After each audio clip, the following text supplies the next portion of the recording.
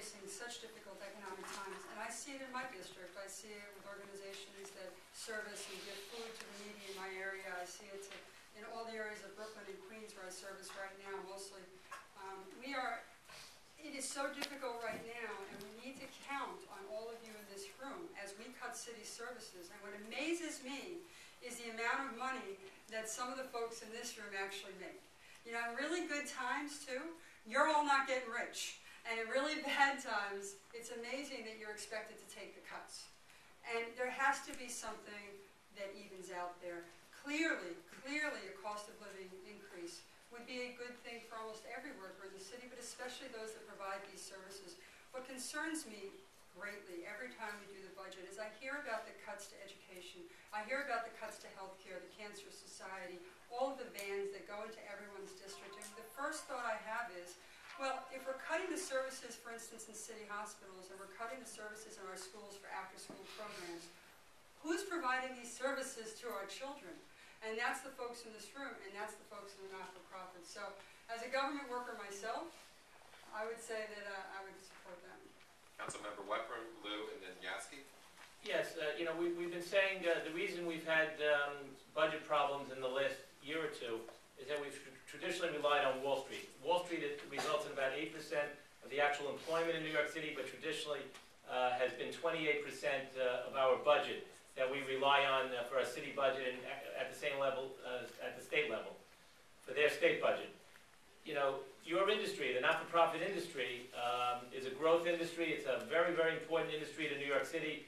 We have to encourage that industry to grow and expand in New York, to contribute to the tax base. You're not a highly paid industry overall, and you really do God's work. And I appreciate that. I thank you for that. And I would do everything I can to support the growth of that industry, which would include regular COLA increases. I think that the COLA increases are necessary just to really manage the organizations for the long term. When you're forced to budget year to year, knowing for sure that certain costs are going up, but not having the resources to accommodate those costs, it just makes for a situation where you're really constantly worried about making the bills, making ends meet to meet future cost increases that you know are going to happen. And it simply distracts away from the basic mission of the organization. We have to create a system both from the COLAs to a contracting system that ensures that payments are being made on time, that payments are expected and dependable, so that you can spend less time having all of these headaches of administration and trying to deal with the city government and all these agencies, and spend more of the time doing what you were dedicated in the first place to do, and that is to provide the human services. That is to provide the assistance and the resources to all of those in the community that desperately need your services. Gordon, that is a really important question to think about and think hard about.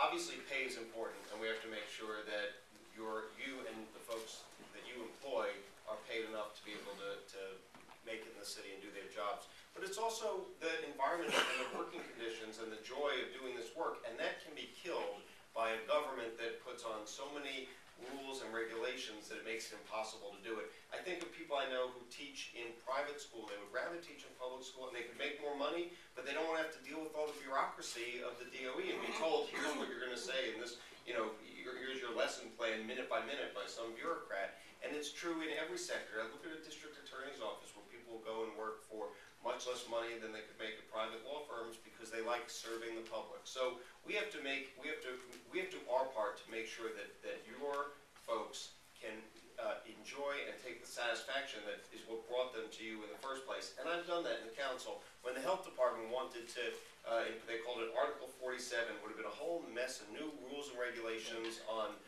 independent preschools and nursery schools that would have just brought the government into a place it didn't need to be. I led the charge to fight it off, and we succeeded. We rolled it back. So, you know, it's important to have people who say the right things in a forum. It's also important to have somebody who will roll up his or her sleeves and get the job done, and that's the case I'm making to you.